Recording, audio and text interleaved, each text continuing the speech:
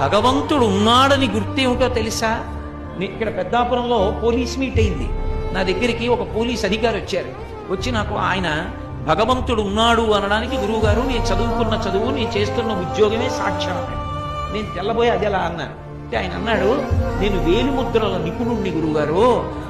అమ్మ కడుపులో ఉండగా 4వ నెలలో వేలిముద్రలు ప్రారంభమవుతాయి. ప్రారంభమైన వేలిముద్రలు 6వ నెల వచ్చిన తరువాత బాగా ముద్రలన్నీ గట్టిగా ఆ వేళ్ల చివర ఏర్పడతాయి. అమ్మ కడుపులో 6వ నెలలో ఏర్పడినటువంటి వేలిముద్రలు మళ్ళీ ఎప్పుడు పోతాయంటే, శవమైపోయిన తర్వాత కూడా పోవు.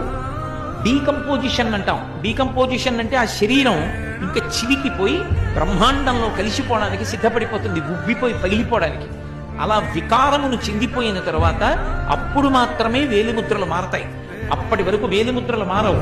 ఒక్క వేలిముద్ర ఇలా పెడితే ఆ వేలిముద్ర ఎవరిదో తెలిసిపోతుంది.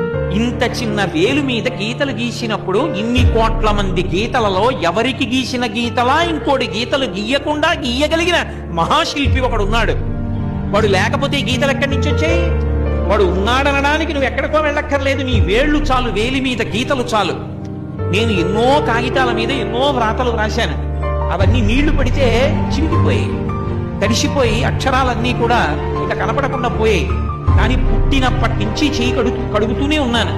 ఏది ఒక్క గీత కడగబడిందా, పోయిందా? అంటే గీతలు గీసిన వాడు ఒకడు ఉన్నాడా? వేళ్ల మీద ఇన్ని కోట్ల మంది వేలిముద్రలు ఒకడికి ఉన్నట్టు రెండవ వాడికి లేకుండా సృష్టించిన వాడు ఒకడు ఉన్నాడా? వాడెక్కడున్నాడు అన్న తాపత్రయం లోపల కలిగితే చూడాలని పరిగెడితే వాడు గుళ్ళో కూర్చుని ఉన్నాడు.